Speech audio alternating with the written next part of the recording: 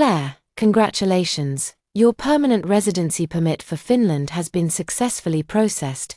Do you plan to keep your domestic identity information? Hearing the staff's inquiry, I shook my head decisively. No, please cancel it. The staff reminded. Claire, please allow me to explain the situation to you. Once the cancellation process is initiated, all your past records and information will be completely cleared, and this process is irreversible. If you confirm that you want to proceed with the cancellation, please sign here. He handed me a cancellation application, and I signed my name without hesitation. I drove around the city aimlessly until night fell and the lights were bright, and then Claire drove into the city center area. The huge advertising screen in the World Trade Center was playing the most popular husband and wife reality show. The trailer happened to play Ethan's classic proposal scene while waiting for the traffic light. The video recorded the scene of the Architecture Night Awards ceremony. Ethan won the highest award before the age of 30, however, he did not show much joy when he received the award. Instead, he left in a hurry with a nervous expression. A reporter conducted a live interview, asking why he left in such a hurry. He seemed a little surprised when facing the camera, and then said shyly, "I'm going to propose today." He is always very punctual. If I am late, the proposal may fail. There will be countless architecture nights in the future, but there is only one chance to propose. This is simply fairytale love, so enviable. Ethan on the screen had firm eyes and a confident tone. This scene made the two girls standing by the roadside watching excitedly. They put their hands together and looked envious. Ethan must be deeply in love with Claire. This is architecture night.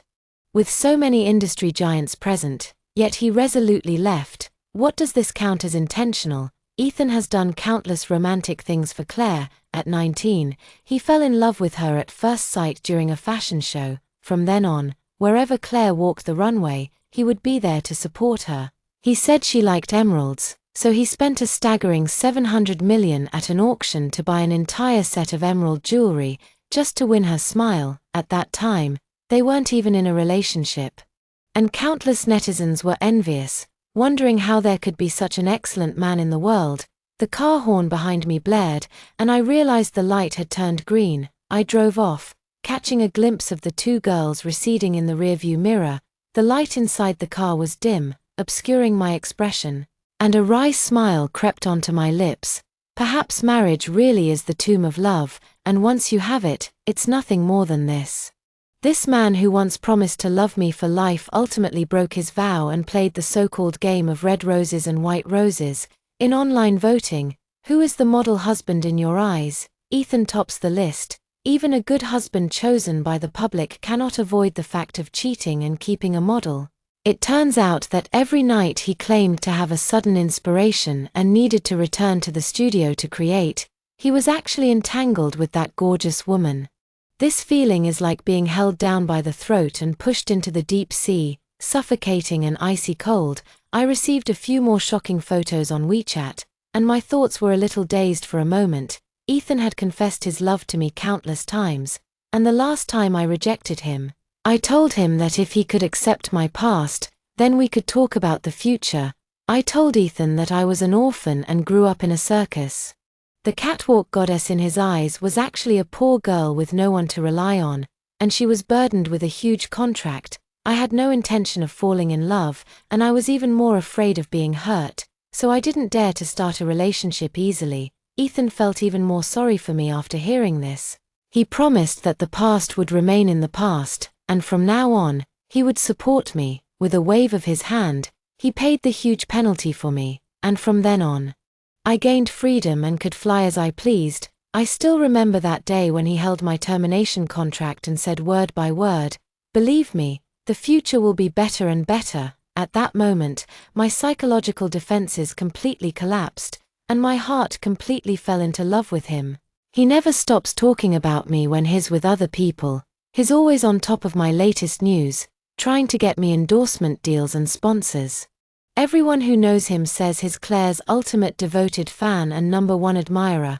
On the day of our wedding in Goodwin, his eyes were filled with tenderness, a gaze so deep that I mistakenly believed I was his entire world. He said that the proudest thing he would ever do in his life was to marry me. If he ever betrayed our promises to each other, may he be punished by forever losing true love. Now, that punishment should be fulfilled, I will change my identity and leave his life forever. Disappearing completely from his world, with slightly reddened eyes, I drove to the TV station to record the variety show for the day.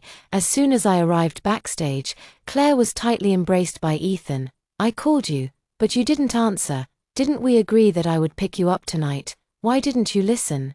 Did you want to make me worry to death? He said, looking down at me, noticing my pale face and swollen, red eyes. Seeing me like this, he frowned with concern, gently lifted my face, and said, "Tell your husband, did someone bully you? Your husband will help you vent your anger." She subconsciously moved his hand away and said softly, "No, it's just the wind making my eyes water. I forgot to close the window while driving earlier." After hearing this, Etienne's tightly furrowed brow slowly relaxed.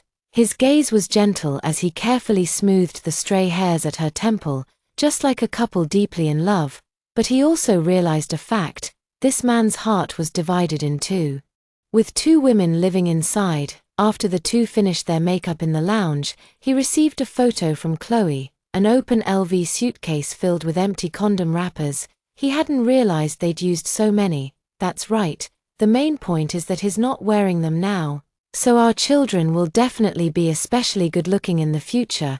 He lowered his head to hide the emotions within, but the hand holding the phone couldn't stop trembling. Claire turned off the screen.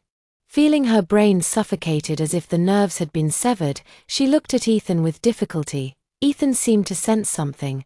The familiar smile, the smile that once reassured her, now seemed particularly ironic. Their marriage was like a rotten apple eaten away by worms from the inside, still maintaining its glossy surface, but she was already tightly bound by the shackles of betrayal.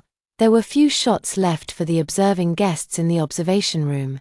She noticed Ethan glancing at his phone from time to time, his fingers swiping quickly, his eyes bloodshot. Presumably, that woman had sent some stimulating photos. She silently watched her small movements, using the gesture of flicking her hair to hide the moist corners of her eyes. It was already 1 a.m.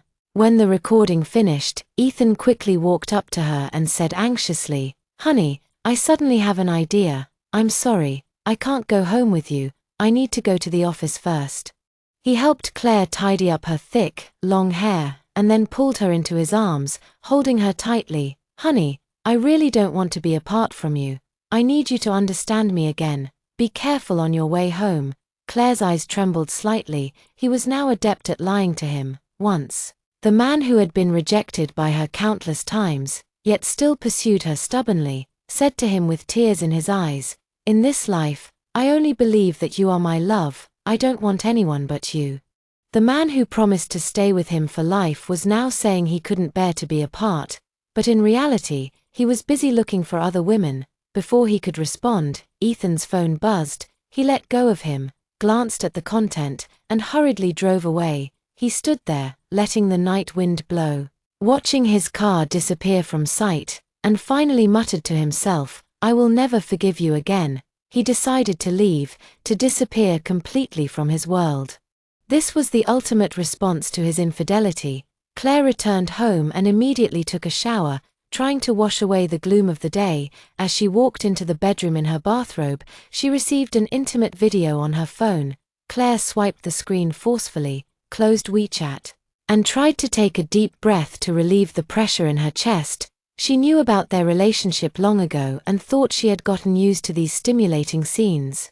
But she still underestimated the impact of the video. It felt as if seawater was poured into her bones, and a lewd and cold sensation quickly spread throughout her body. She couldn't sleep, sitting quietly on the bed, and stayed awake until dawn. The phone vibrated again. Chloe sent a message, saying that he was really energetic and almost broke my waist last night. "I heard your birthday is coming up. I'm preparing a surprise for you. I've sent you the location. Be there on time at 3 p.m.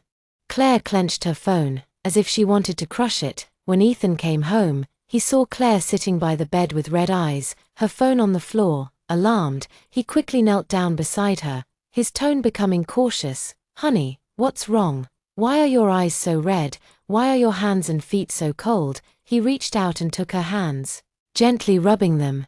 Claire then came back to her senses, trying to smile, but found it too difficult. She lowered her head to avoid his gaze.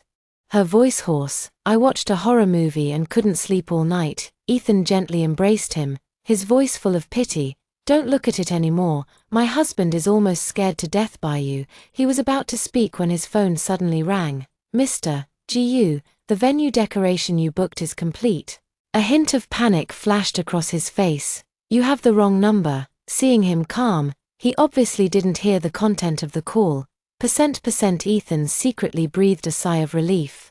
He pretended to be displeased and said, my phone number seems to have been stolen recently, and I keep receiving inexplicable calls. He looked at his performance coldly, barely twitching the corner of his mouth. Honey, you didn't sleep well last night. Let the driver take you to relax today. Claire just looked at him indifferently, without responding. But the man thought he had acquiesced. Seeing him pack his things and prepare to go out, Ethan also hurriedly drove away. The car's GPS showed that he ultimately arrived at a luxury hotel in Shin-chan, a location that was completely consistent with what Chloe had sent him. Everything suddenly became clear, and a chill ran through his heart. So Ethan was lying to him again. This was originally a birthday venue carefully chosen for him by Ethan, but he temporarily changed his mind a few days ago, saying, Darling, a couple wants to propose there and specifically approached me. The boy seems to love his girl very much and wants to give her a perfect proposal ceremony. But if you don't agree, I won't agree. But the truth is, there was no young couple at all. This was just to give the venue to Chloe. He knew his soft-hearted nature and knew he couldn't bear to reject lovers in the throes of passion. Claire felt a faint pain in her heart, more of it disappointment with him. He had deceived him once again. He couldn't help but sneer, wondering what else she was hiding. At 3 p.m., Chloe sent a message on time, saying that taking the sightseeing elevator from the top floor down offers a particularly beautiful view, and she just tried it. It's really great. In the sightseeing elevator, Claire overlooked a sea of splendid flowers, pink romance, red enthusiasm, white purity, and blue elegance, with a rose-paved road stretching for several meters. In the center of the venue was a huge three-dimensional red heart made of roses, and Chloe's name. As the elevator slowly descended, he saw a figure in a white wedding dress walking along the flower path towards the center. Isn't that Chen-man? Claire couldn't help but look at the scene, and received another message from Chen-man on his phone. Designer, your work is correct, but now it's the place where he proposed to me. If you know what's good for you, get out of the way. You're almost 30 years old. It's impolite to always call you. From now on, you can call me old woman.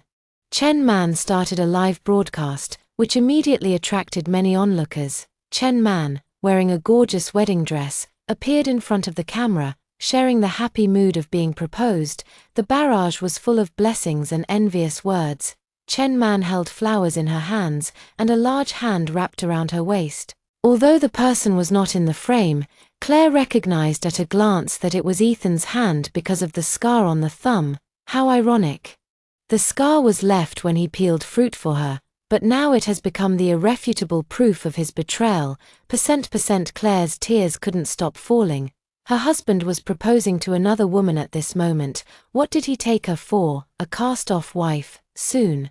An audience member asked if the design style was very similar to Teacher Shu's work, and wondered if it was really his design. That's right, it was his design. The Chen-man in the camera looked blissful. How does one get him to do this? Isn't it said that Teacher Shu only designs scenes for his wife? A hint of triumph flashed in Chen-man's eyes. All you need is a husband who loves you enough. He turned his back to the hotel, smiling meaningfully, and then asked in a sweet tone. Honey, am I the most beautiful bride? Am I the one you love the most? Although the man didn't show his face, Claire heard his doting laughter. Man is the most beautiful. Today is the day I proposed to you. Who else could I love? But Chloe wasn't satisfied with that answer, continuing to press for a clear statement. Okay, I'll say it. The woman I love the most is Chloe. All other women are just passers-by. Chen-man glanced towards the hotel, her eyes full of amusement. She silently mouthed to the camera, "His mine." The people in the live stream thought Shin-man was just showing off his affection. Only Claire understood that he was declaring his ownership to her. As his bedfellow, how could she not hear the sincerity in his words? She slumped onto the sofa in the hall, tears blurring her vision, her spine feeling as if it were being eroded by frost, the pain almost making her lose consciousness. For some reason, Claire actually dialed Ethan's number. The line was busy, and he wasn't willing to give up, so he dialed several more times. Listening to the monotonous busy signal on the phone, he sneered. Ethan, who had once vowed to love him, now treated him like a passerby in his life, in the past, not to mention a phone call. As long as he said he wanted to see him, he would drop everything and come. The world is unpredictable, his expectations for him have completely disappeared. And those entanglements and emotions have all dissipated at this moment. He was about to leave, hoping never to see Ethan again for the rest of his life.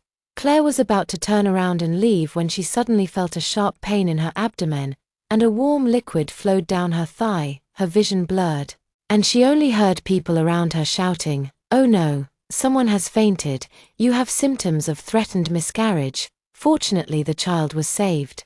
"You must avoid emotional fluctuations during pregnancy." The doctor's words stunned Claire. Her eyes were filled with confusion, as if fate was playing a huge joke on him.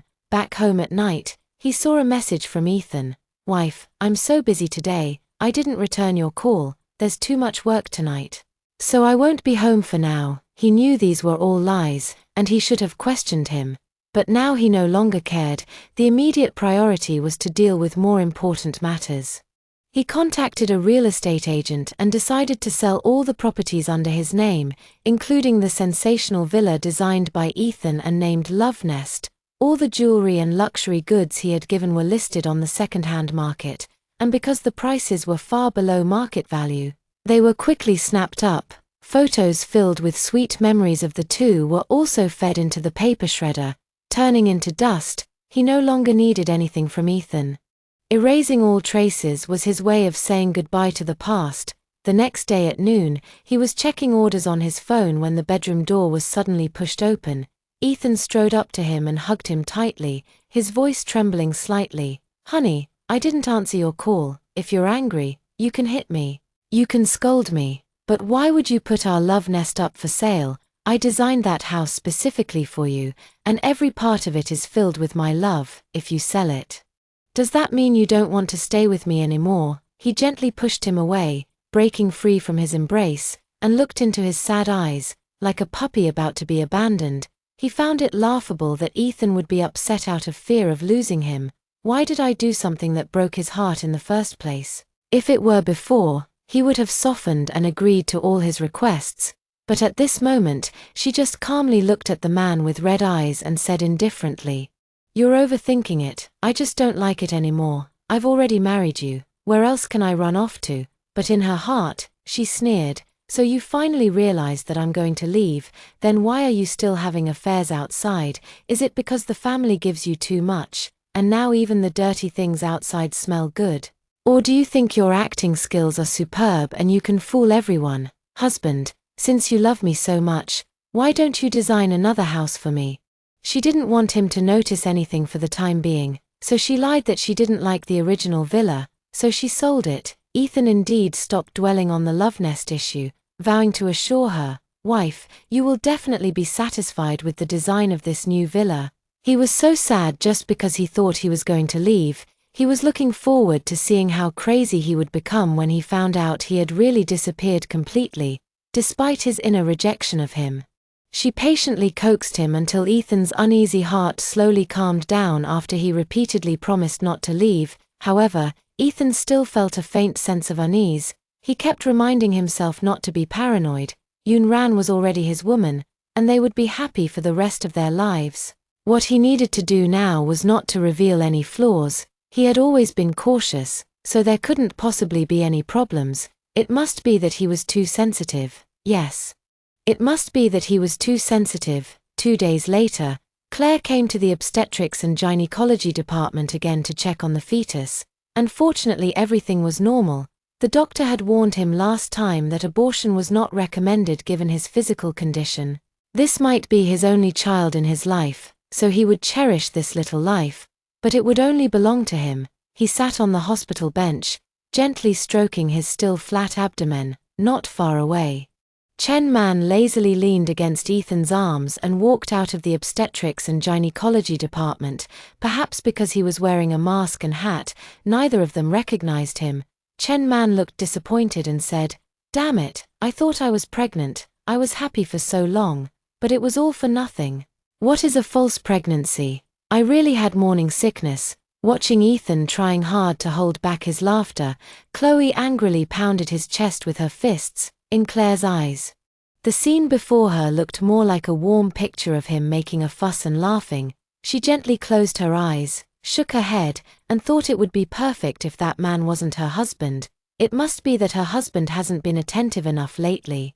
He suddenly picked up the woman in his arms and whispered in Shin-chan's ear, "Let's go, hubby will take my little baby home to make little babies. You're such a nuisance."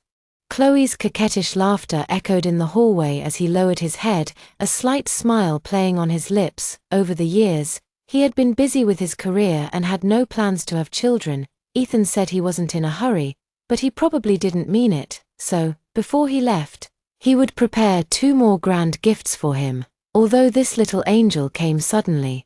Every angel should live in a loving family. If the baby could only live in a seemingly loving family, it would be better not to have one.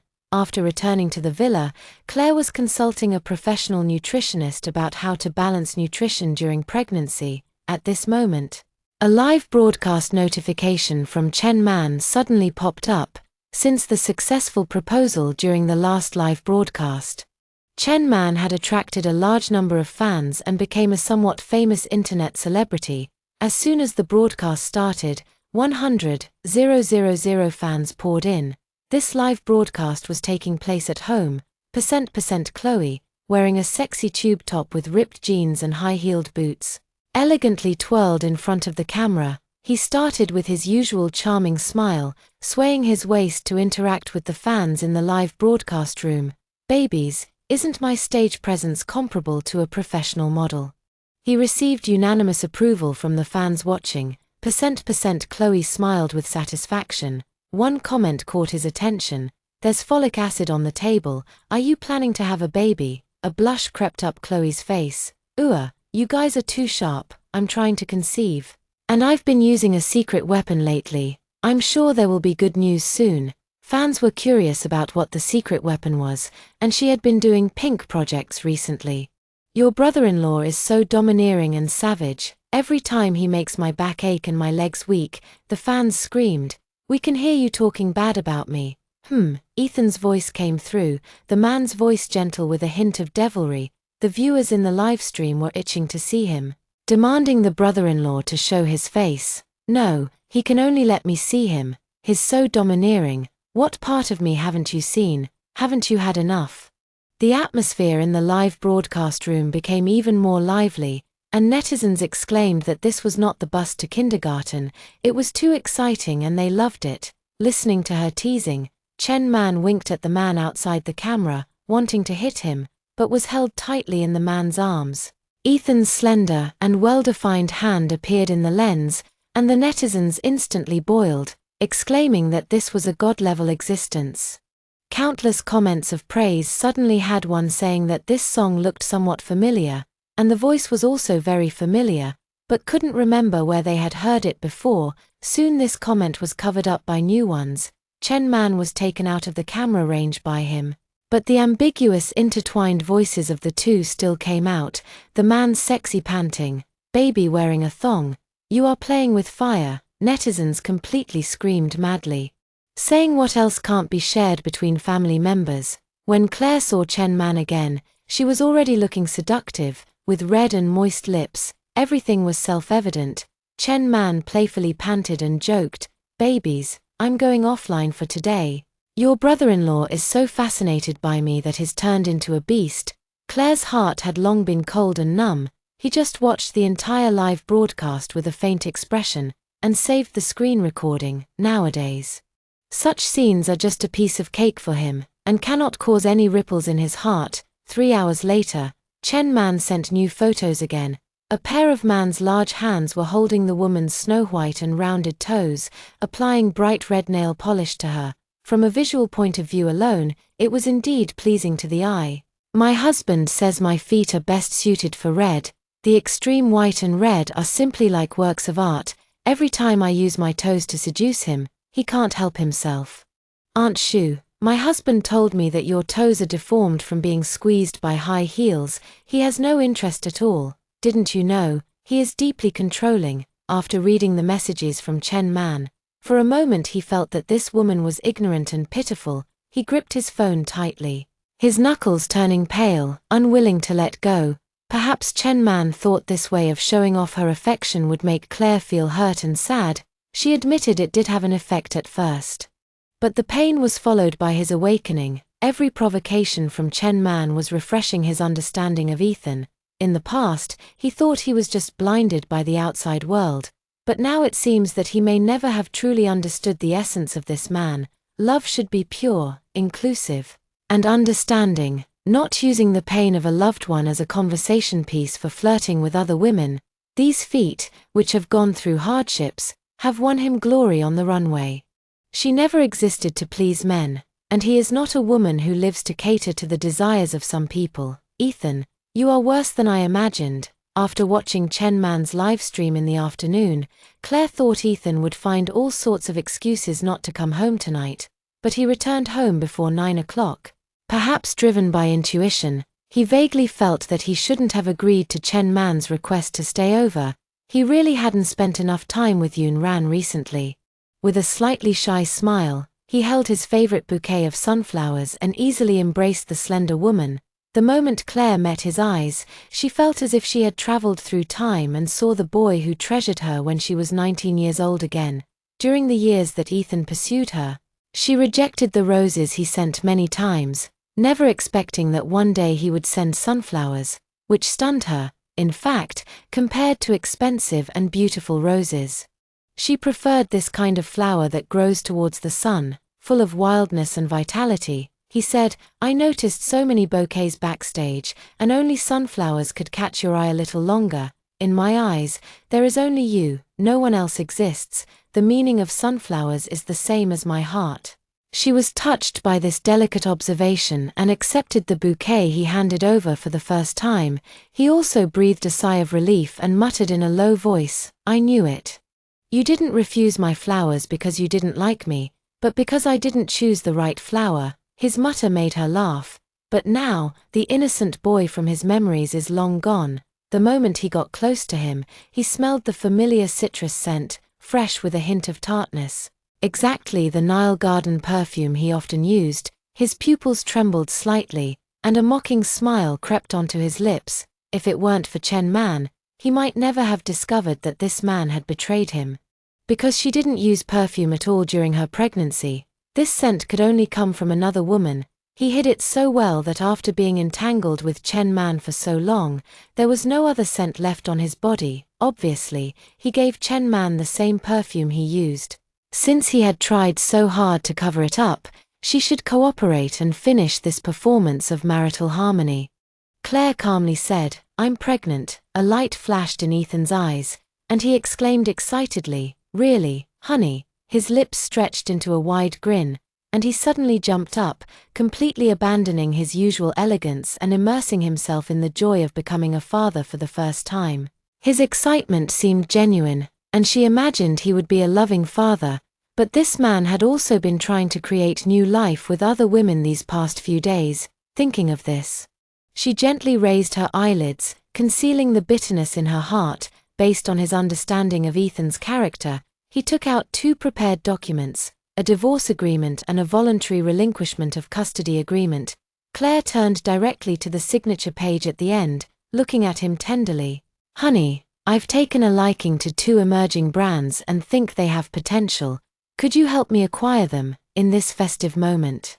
He didn't suspect her intentions and quickly signed his name on both documents. Wife, what is this? Even if you want the stars in the sky, I can pluck them for you. For your birthday, I want to give you an island. As he was speaking enthusiastically, his phone suddenly rang. He frowned when he saw the caller ID and hung up decisively. The other party seemed to be competing with him, calling him non-stop, seeing that his goal had been achieved. He no longer needed to feign civility with Ethan and pretend to share the joy of being a parent. He even secretly rejoiced that Chloe had called, otherwise he wouldn't have known how to continue his performance. Claire gently tugged at his sleeve and softly advised, "Answer the phone, it might be urgent." Only then did he reluctantly walk to a corner of the living room and answer the phone, his voice icy. "What is it?" The sound of loud music came from the other end of the phone, along with the drunken sobbing of a woman. "Honey, I've been drugged at a bar, my whole body is so hot, come and save me, a man keeps pulling at me, I'm so dizzy, so scared." Hearing the contents of the phone call, Ethan looked flustered, cold sweat breaking out on his forehead. "Honey, I have something urgent. I have to go out for a while." After saying this, he turned and left in a hurry. Without even looking back, she stood at the doorway watching him get into the car. Until the car disappeared into the night, a new message popped up on Claire's WeChat. "Granny Shu, so what if he goes home? I just pretended to cry a little, and he came running to save me. Even after all this, do you still find it meaningful to occupy the position of Mrs. Gu? Seeing your fans still shipping your CP, I can't help but laugh. If I were in your position, I would have been so ashamed that I'd want to disappear." Claire turned off her phone, her gaze hidden in the darkness, making it difficult to discern her emotions. Ethan hadn't been home for several nights in a row, and there was no sign of his return for several days. In the past, he would have called to ask about him by now, but this time he did nothing, and he didn't seem to notice his abnormality. He twitched the corner of his mouth slightly. After all, with Chloe reporting to her about Ethan's every move at any time, why bother to contact him proactively? Perhaps because he has another woman by his side. He has completely forgotten about time and responsibility. The matter is coming to an end. He subconsciously stroked the wedding ring in his hand. There is still one thing to complete. He sent a message to Ethan. "Ethan, accompany me to Good Gratefulness one more time." Stepping into this fairytale-like town once more, this is where they held their wedding. Their marriage began here, and it should end here too. Arriving at the church, the familiar scene brought tears to his eyes again. A pair of warm hands gently wiped away the tears from the corners of his eyes and draped a scarf around him. "Honey, why are you crying?" This time, he didn't resist, obediently accepting the care, and leaned his head against her chest. "Ichen, do you still remember the vows we made here?" Recalling the scene, his eyes softened, and he began to recount every detail of the wedding. "I will never forget that day. I vowed to make you happy for the rest of my life, and to love only you forever." He spoke sincerely and movingly, but Claire lightly lowered her eyes, a bitter smile playing on her lips. "What if you can't?" After a brief silence, he replied softly, "Then I will lose the one I love the most. But don't worry, wife, that day will never come. I only love you. I have no interest in even glancing at other women." Hearing these vows, she felt nothing. Men's words are always utterly false, spoken as if they were already true. The pain he inflicted on her has already penetrated deep into her bones, and all the humiliations and misfortunes in her life cannot compare to this suffering. As the two strolled hand in hand along the country road, enjoying this rare moment of tranquility, Ethan's phone suddenly vibrated, breaking the peace. He impatiently opened the message and his breathing became noticeably rapid when he saw the photo sent by Chloe. At the same time, he received a message from Chen Man. "Do you think he will leave you immediately if I just send a photo?" He turned off his phone, clearly feeling his thoughts drifting away, but he still wore a gentle and considerate smile. "Is there something you need to take care of?" Ethan hesitated for a moment, but ultimately shook his head. He didn't know why. But a voice in his heart told him that he couldn't leave Shu-yun at this moment. She had already found a reason for him. It must be that the company has sent new documents.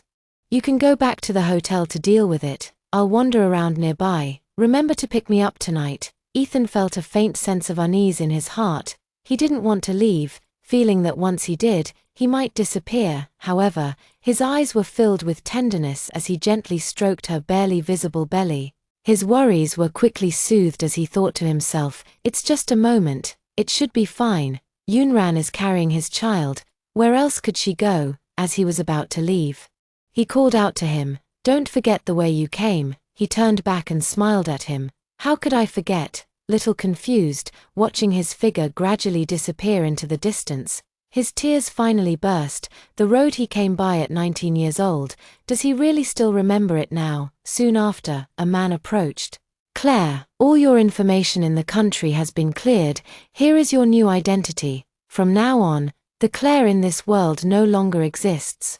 You can go to the pier and take a boat to Finland. The phone screen lit up again, and Chloe sent him a new message. Sister-in-law Shu, I just sent a picture of myself in underwear, and he left you and ran to the hotel to find me. Why am I so attractive? If you know what's good for you, get out of my and your husband's sweet life. This wasn't the first time Chen Man had provoked him, but it was the first time he had responded. Congratulations, you got what you wanted. He raised his head to look at the man in front of him and handed him the phone directly.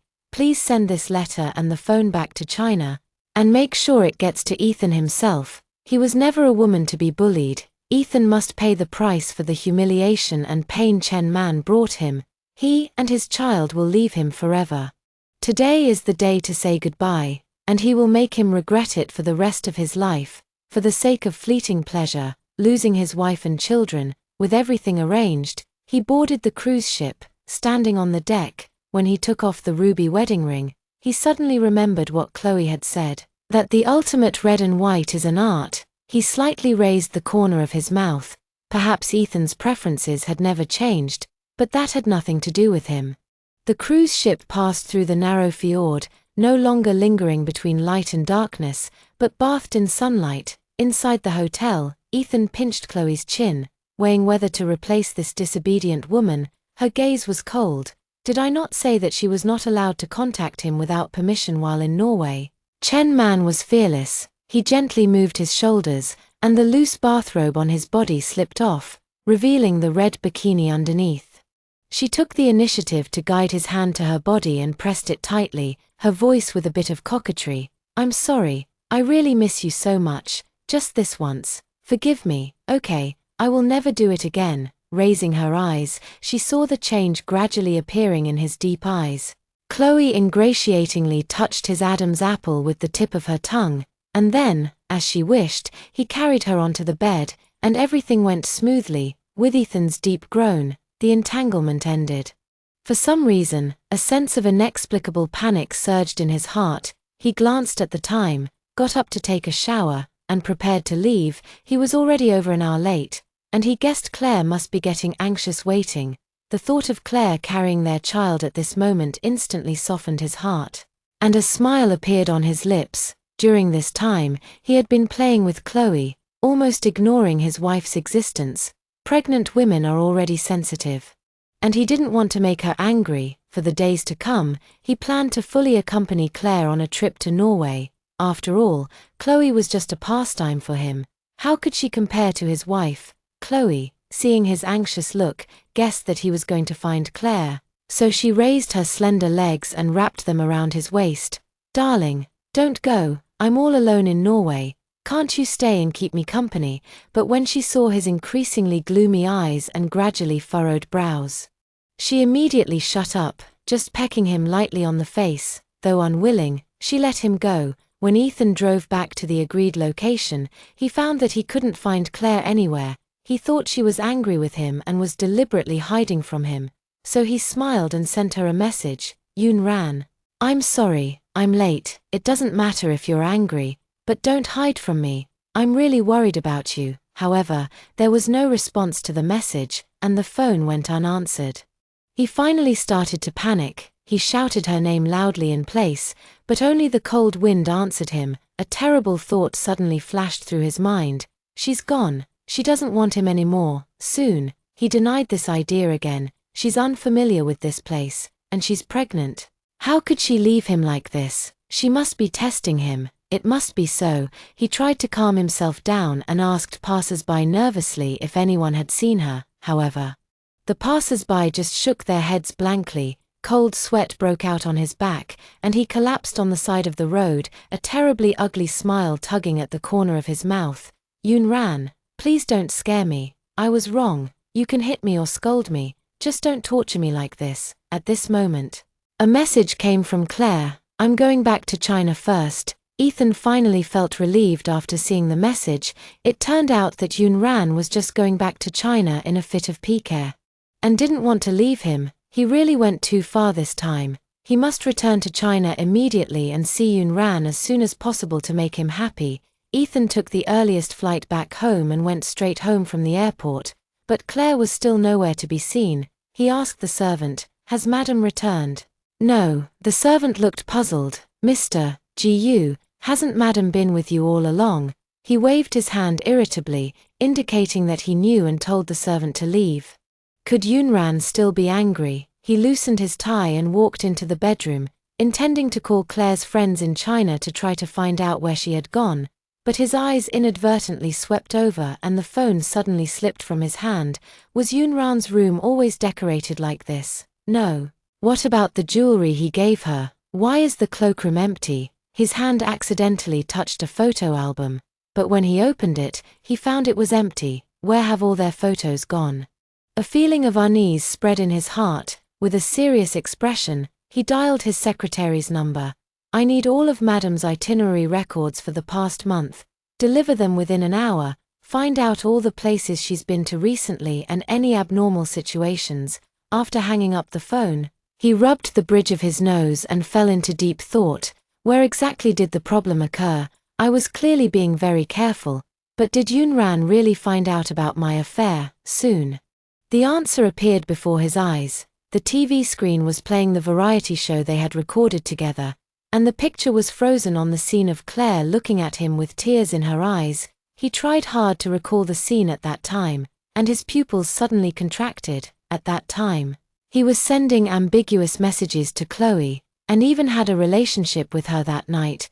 The memory gradually became clear. That day, when he first arrived at the recording site, her eyes were already red and swollen. Ethan slumped onto the carpet in disbelief. How could this be? Did she already sense something back then? But she chose to endure in silence, and now she's resolutely leaving with their unborn child. How could she be so decisive? The security footage sent by his secretary included a clip filmed at the entrance of the hospital's obstetrics and gynecology department, causing the hand holding his phone to tremble slightly.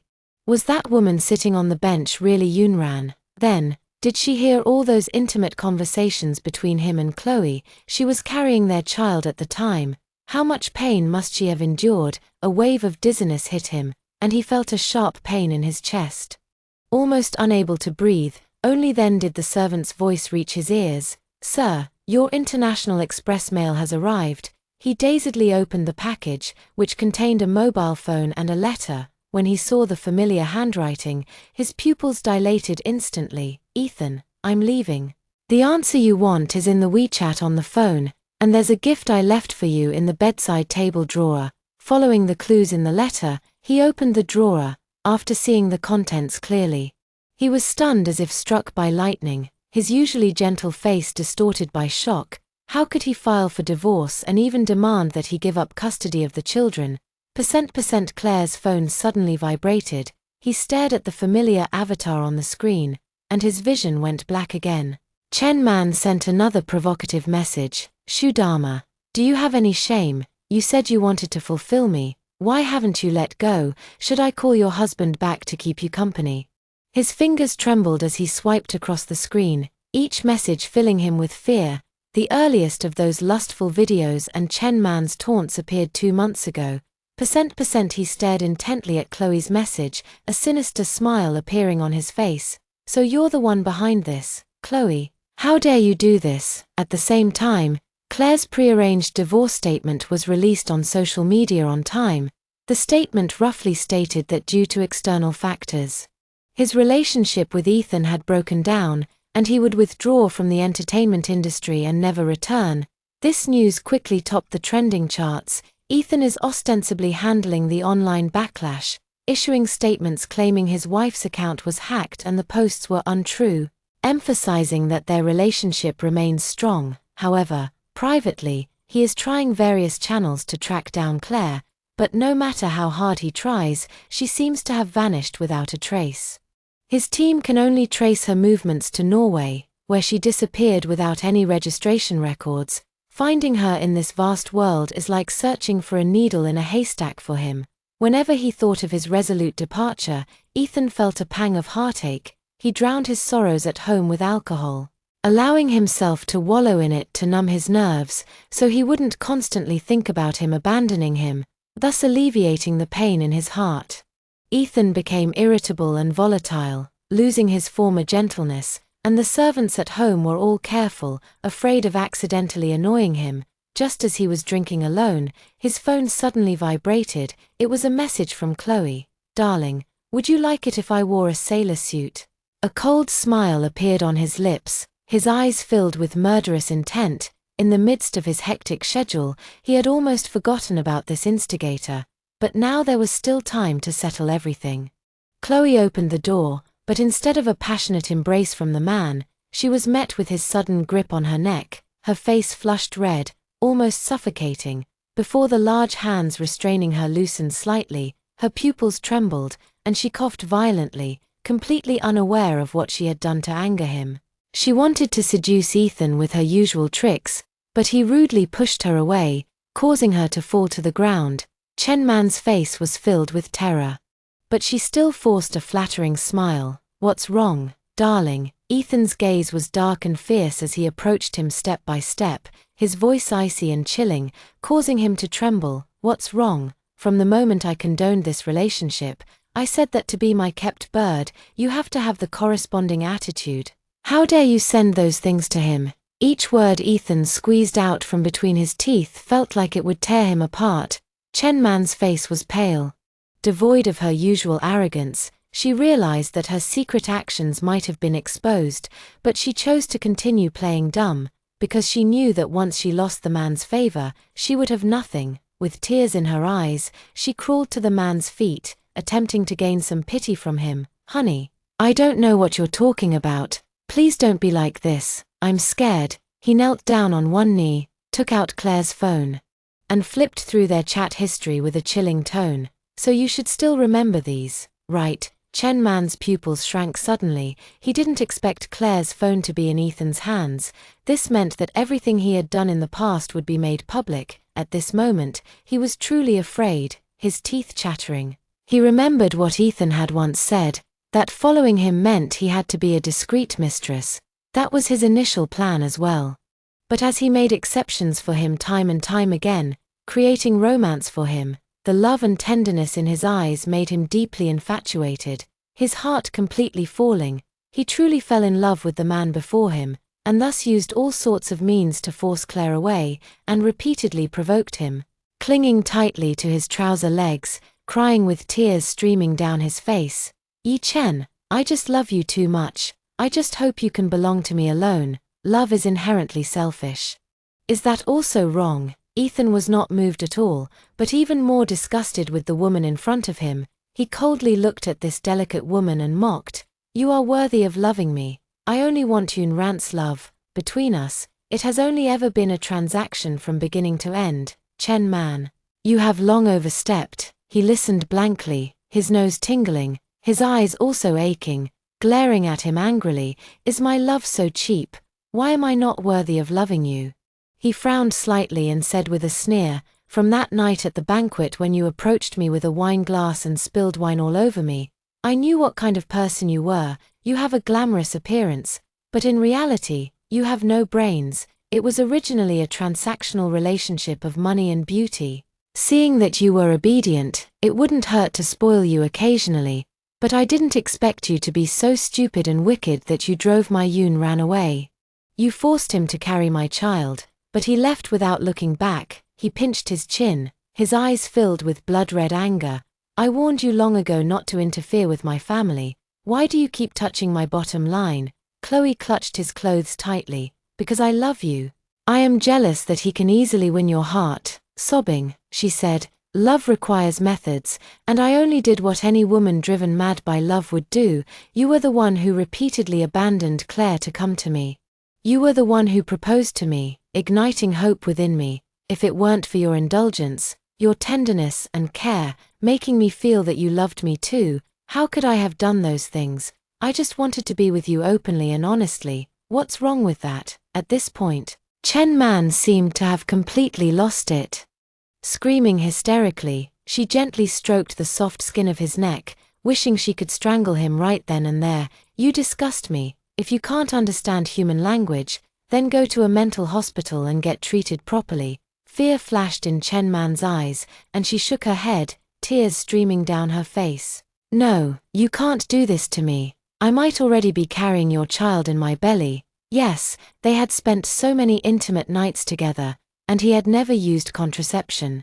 She might really be pregnant. Ethan raised his eyebrows, stood up and sneered. Kid, you're daydreaming. While you were getting cosmetic surgery, I already had someone give you a contraceptive injection. Why do you think I wasn't wearing a condom? Did you really think I wanted to have a baby with you? I usually just play along with your pitiful act of wanting a baby. Didn't expect you to actually take it seriously. Shin-man completely broke down at this moment. So it turned out that in Ethan's eyes, he was just an object to be played with at will. What are you still standing at the door for? Quickly drag him away and send him to the mental hospital, Ethan instructed the bodyguards guarding the door, his eyes full of violence and indifference. After receiving the order, the bodyguards acted quickly and dragged Chloe up from the ground. Shin-man screamed, desperately grabbing the door and begging, "No, Ethan, you can't do this to me." Where was the tenderness of the past in this man who once shared his bed? Now he was more like a demon from hell, wishing he would disappear immediately. He was unwilling, that he had no place in his heart, and hated his ruthlessness. He gritted his teeth and roared, "Ethan, you have failed Claire's sincerity. And you have also failed my sincerity. In this life, you are destined to never get true love." Ethan gave him one last look of deep disgust and ordered the bodyguard to knock him unconscious. I don't want to hear his voice again. Days passed, and Ethan still hadn't found any clues about Claire. Negative news about him began to surface online. Some fans who followed both Shin-man and Claire gradually noticed something was wrong. Someone posted a video clip of Shin-man being proposed to, and the details of the man's hands were exactly the same as Ethan's, combining this with the statement Claire had released a few days prior. Netizens finally understood the truth and instantly branded him a complete scumbag. Soon, he was caught in a whirlwind of public opinion, becoming the target of mass criticism. Despite his vehement denials and attempts to suppress the rumors through inaction, the public was clearly unwilling to let him off easily. Sensing a huge opportunity for traffic, many internet celebrities and paparazzi besieged his neighborhood, even broadcasting live from the scene. This commotion left a deep impression on all the surrounding neighbors, young and old. After weeks of staking out, they didn't even catch a glimpse of Claire, further confirming the fact that they were indeed divorced. He was incredibly annoyed by this and simply chose to stay indoors. Ethan's carefully cultivated image as a perfect gentleman collapsed completely in just a few days.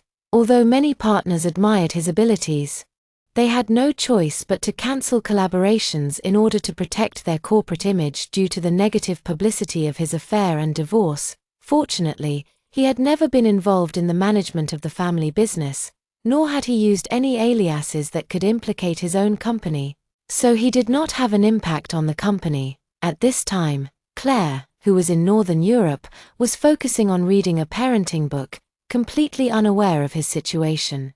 He lived a leisurely life in Finland, relying on his accumulated savings and the proceeds from selling his domestic assets. The unique environment of half a year of polar day and half a year of polar night was initially difficult for him to adapt to, but he gradually understood that one must always learn to adjust in life. Just like when he initially left his hometown, from initial discomfort to being able to live independently and calmly now, he became a fashion designer. With years of accumulated experience in the fashion industry and keen insight, he is always able to create innovative works, which has earned him the favor of some local niche brands, and his life is thriving. One day, while taking a walk as usual, he unexpectedly ran into Nathan, who still had that handsome face, but his expression was as cold and somber as he remembered from their last meeting. He averted his gaze, trying to pretend he didn't recognize him, but unexpectedly. The ground was slippery, and he almost fell, only to be quickly pulled into the man's arms. He took a deep breath, realizing he had missed the best opportunity to avoid him. "Nathan, thank you, but please let go of me." He struggled to break free, but his arms only tightened. He lowered his head and stared at his fair and jade-like cheeks, and finally suppressed the waves in his heart and slowly released his hand, reminding himself not to rush. After all, he had been waiting for so many years. Claire also couldn't understand why every time she saw him, it was like meeting a nemesis. He was always someone she couldn't handle. So many years had passed, and she found that she was still so vulnerable, so she blamed it all on his strong personality. Otherwise, she wouldn't have chosen a gentle and refined man like Ethan. However, at the thought of him, a pang of melancholy rose in her heart. Nathan's arrival shattered his original peaceful life. He always seemed to inadvertently enter his field of vision, and he wasn't a fool. Naturally, he knew Nathan's intentions, but Nathan was too cunning and never directly expressed his feelings, only providing just the right amount of help in this foreign country, until one day, he met Nathan again in the flower shop, and he finally couldn't help but ask first, "Nathan, what exactly do you want? Don't you know you're already pregnant?" "I know, and I also know that we are already divorced." There was a coldness between his brows, and his eyes were fixed on him. "Then are you going to abort the child?" He said this as easily and casually as if he were talking about the weather. Claire had to admit that Nathan always had a way to leave him speechless with a single sentence. But he was no longer an 18-year-old girl, and he had lost that willful arrogance. He calmly replied, "The doctor said this might be the only child I ever have in my life." He lowered his head and clenched the sunflower bouquet in his hand, but he heard Nathan say in a calm tone, "Then thank God, I'm going to be a father to you." He was choked again, feeling the temperature on his face rising rapidly, burning hot. "Do you think I'm happy to agree to you? Don't be too confident." The corners of Nathan's mouth lifted slightly, with a playful smile. "The outcome is the same anyway. I suggest you give up resisting sooner rather than later." Claire vaguely felt that perhaps it was just his imagination, but Nathan's eyes seemed to have a bit more warmth than before. "If it weren't for you, why would I give up my comfortable life in China and specifically apply to be transferred here from headquarters?" When he was stared at by Nathan's burning gaze, he couldn't help but look away, his heart beating uncontrollably faster. He had wanted to ask him why he was so confident, but his lips moved, and in the end, he said nothing. Since that encounter at the flower shop, the relationship between them seemed to be gradually becoming clear. Nathan no longer even bothered to hide it, directly buying the villa next to his, becoming his neighbor, although he didn't say it explicitly. Claire knew very well that actions often speak louder than words. These days, he accompanied him to the hospital for prenatal checkups, studied childcare knowledge together, and even prepared pregnancy meals for him himself. The obstetricians and gynecologists in the hospital all thought he was her husband, and when she accidentally looked at his phone, she found that he was looking up postpartum care information, which stirred up ripples in the depths of her heart. However, he always dared not take another step forward, afraid that being too proactive would make her regret it. The current situation was beautiful enough. At 5 o'clock in the morning, the alarm clock rang on time. He rubbed his sleepy eyes, changed his clothes, and when he walked to the door, Nathan was indeed standing there as promised. They had discussed it a few days ago that they would go out to sea to watch whales together today, for a better view of the scenery. Nathan chartered a small boat and sailed through the pier to the open sea. The sea water was as clear as a mirror, and the sea breeze was gentler than he had imagined. As the sun rose, the sea fog gradually dissipated, and the sparkling water surface looked particularly charming. They finally arrived at the place where whales often haunt, and huge whales leisurely waved their tails, slowly swimming around the boat, when he saw with his own eyes a mother whale swimming freely with her cubs. That rhythm of life made his heart extremely soft. He couldn't help but sigh that it seemed like the previous decades had been in vain. Claire turned her head to look at him. Only to realize that he had been quietly watching her, he said half-jokingly, "Actually, when you invited me at the beginning, I really didn't want to come. Waking up so early and the sea being so cold is really a pain.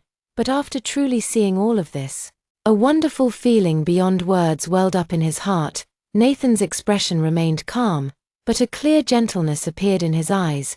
Life inherently has no fixed meaning. Seizing the present is most important. He smiled slightly. Indeed. Living in the moment is most important. He understood that Nathan was reminding him not to always dwell on the unhappiness of the past. People must always learn to look forward. He hadn't thought about Ethan in a long time. When he first arrived in Finland, he would still follow some news from back home. He saw his social media statement being quickly clarified. Although the reason for the divorce wasn't explicitly mentioned, the truth couldn't be hidden in the end. The news of Ethan's affair was quickly exposed. This scandal brought severe public pressure on Ethan, and his career suffered a heavy blow as a result. As a once highly figure, he was once besieged at his doorstep and live-streamed, losing all face. Later, it was rumored that he suffered from depression and hid abroad. As for Chen-man, those fans who once supported her relationship with Ethan now felt disgusted, as if they had swallowed a fly. When a video of Chen-man seeing a gynecologist and claiming to want to have a child for Ethan was exposed, netizens scolded her as a scheming bitch, but he never responded, as if he had completely disappeared. When Claire browsed these messages, she felt like she was watching an unimportant entertainment news story and quickly swiped past the page.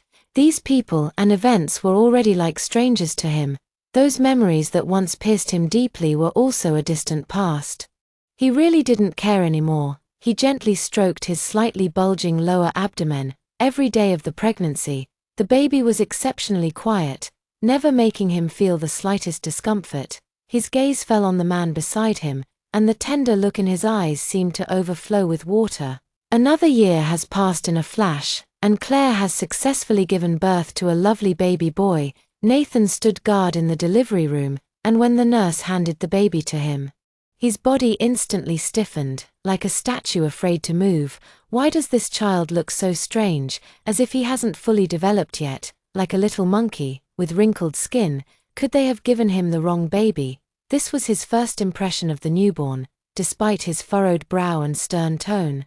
His movements were extremely gentle and cautious. He really is a contradictory person, just like back then, when Nathan also had feelings for him, but stubbornly insisted that he was the only one who liked him. As a new mother, her eyes sparkled with an unprecedented glow of maternal love.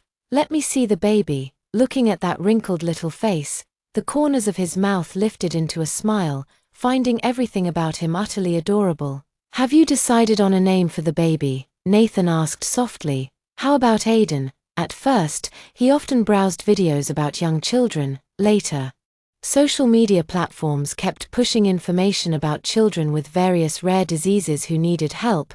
He started to have wild thoughts. Would the baby have a birthmark on his face? Would he be physically disabled? Would he be healthy? Fortunately, everything went smoothly, and the baby was very healthy. He asked for nothing else, only hoping that he could grow up safely. When he was 3 months old, Aiden suddenly had a problem. After dinner, he drank almond milk. And then Aiden began to have an allergic reaction while breastfeeding, and quickly developed a high fever. Sitting by the hospital bed, watching that small body crying with an IV drip, his heart felt like it was being torn apart. The doctor's words came to his ears. "Where is the child's father? It's already midnight. You can't take care of him alone, and it's not safe to go back like this. Call your husband over quickly." The child's father, a bitter feeling rose in his heart. Aiden's father had already been abandoned by him. After some struggle, he finally dialed Nathan's number. The man answered quickly, and after understanding the situation, he immediately drove over, keeping the call open the entire time. He could hear the fear in his voice. "Yunran, listen to me. I know you're panicked right now, but before we get to the hospital from the company, please stay calm. You are Aiden's mother now, and she needs your strength." Nathan quickly arrived at the hospital and inquired about the specific situation from the doctor. Fortunately, the child was fine, but Aiden still had to endure the pain himself. perhaps because the child was suddenly ill. Nathan rarely saw such a fragile side of him. In his heart, he had always been a proud, confident, and brave girl. Seeing his eyes were red, tears were constantly flowing, and he looked haggard.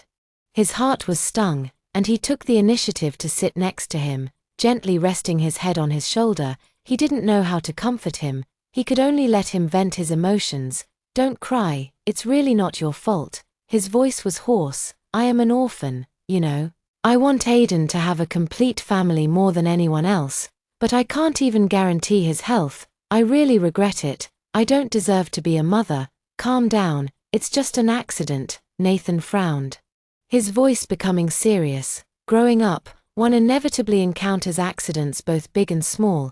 If you can't handle this little difficulty, where did the courage to give birth to him alone in the first place come from?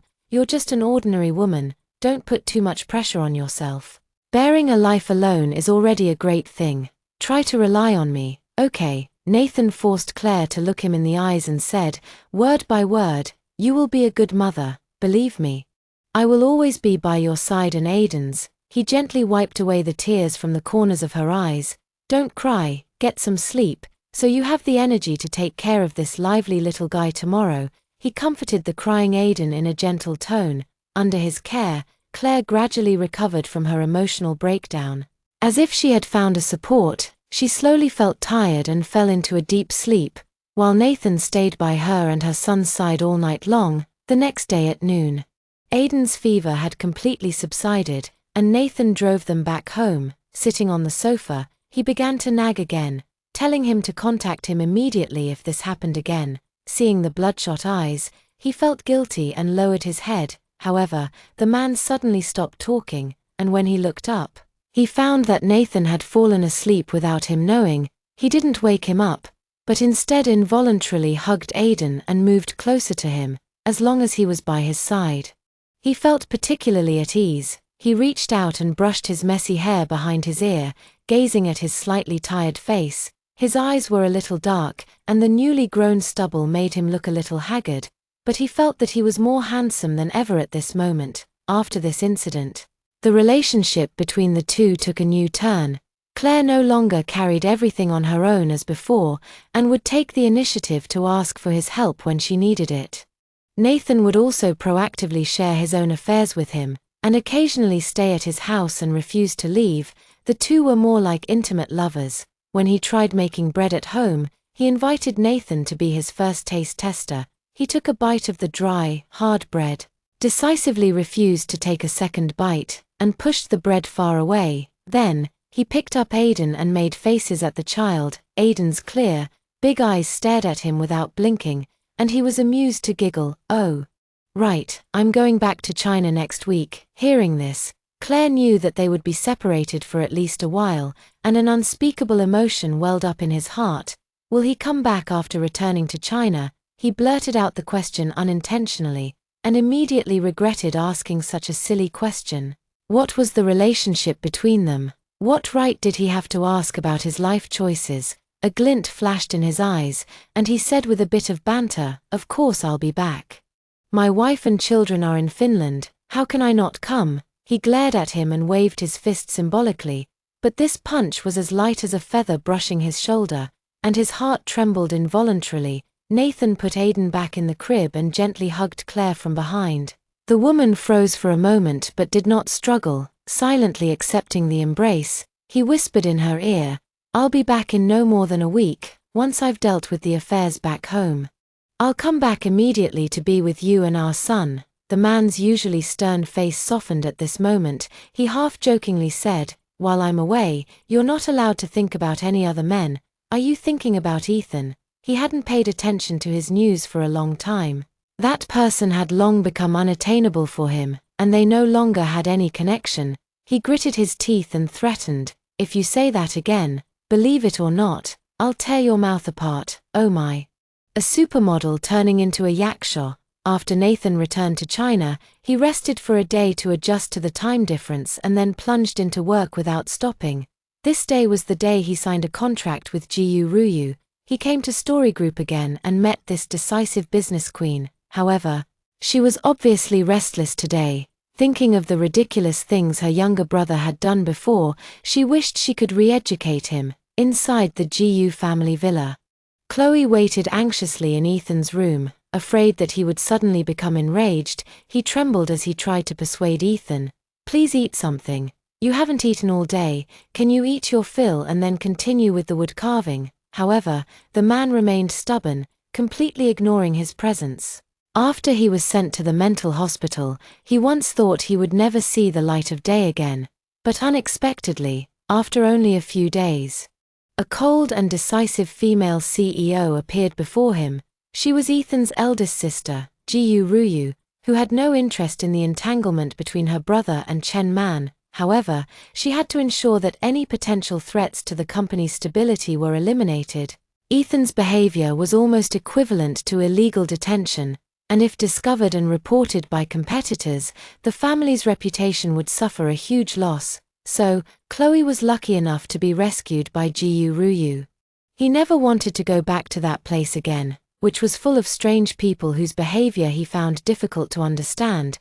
He knew clearly that if he continued to stay there, it wouldn't be long before he became just as abnormal as them. After witnessing Ji Jo's powerful influence, he no longer dared to play those little tricks, because these methods were simply not worth mentioning in the eyes of Ji Ryu, who had experienced countless storms. Ji Ryu not only saved him but also promised to support him, but at the same time, she put forward conditions to take care of her younger brother and stay away from the public eye from now on. Chen-man understood that as a woman, once her reputation was ruined, her life would be over. The fact that the GU family was willing to take him in was already the best outcome. What more could he ask for?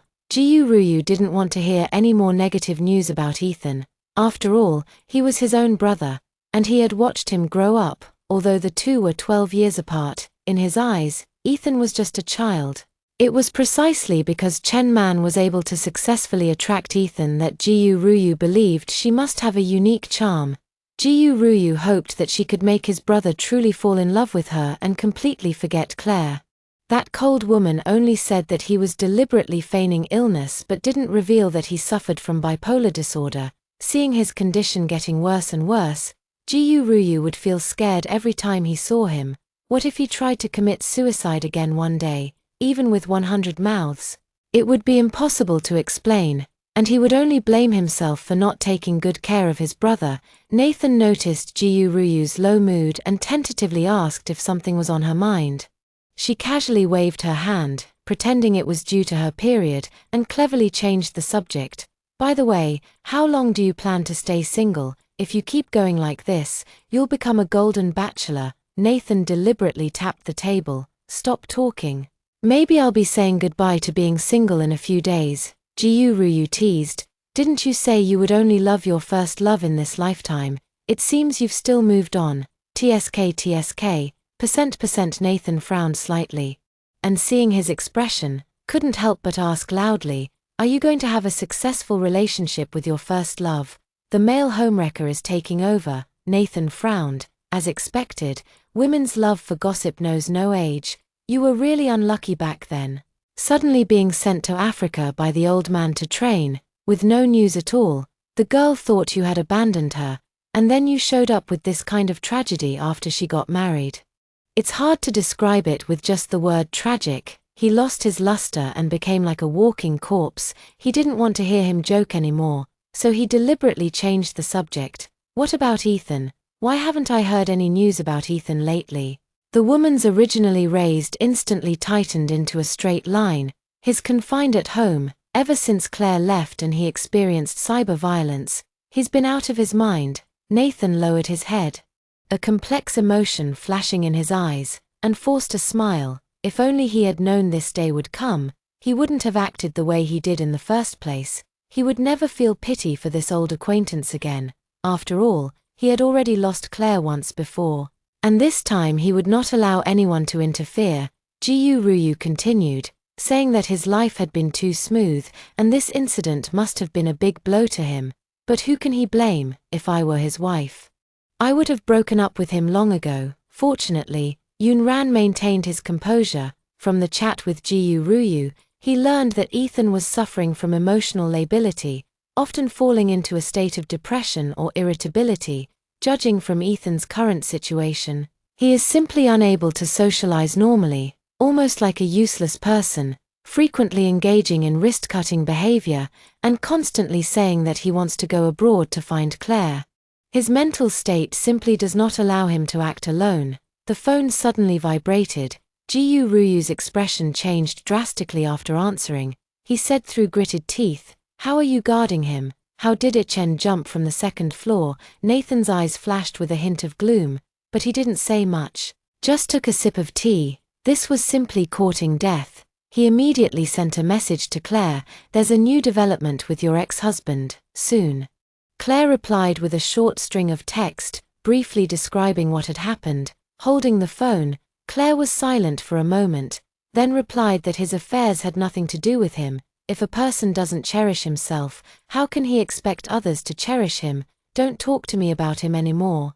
Nathan's lips curled into a faint smile. This was perfect. He just wanted to test Claire's attitude. Seeing how resolute he was, it seemed Ethan had no hope in this lifetime.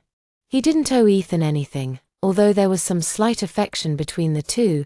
That was why he didn't do anything too outrageous back then, like stealing someone's love. But now it's different. Ethan gave up Claire himself, so he can't blame him for seizing this opportunity. He is just guarding his only love. After Ethan's incident, Ji-Yu Ryu was in no mood to discuss cooperation matters and hurried to the hospital.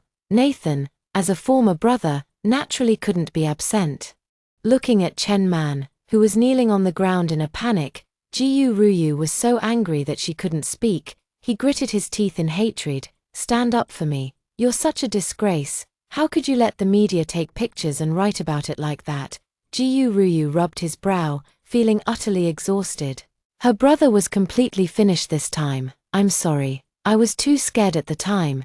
Chen Man sobbed silently. He didn't know why, but when he suddenly heard the word child, he lost control and jumped out of the window. "I was really scared silly at the time," Chen Man said, choking with sobs. Nathan glanced at him. He looked very haggard, obviously having suffered a lot during this time at the hands of the Ji-Yu family. Nathan had never been a good person.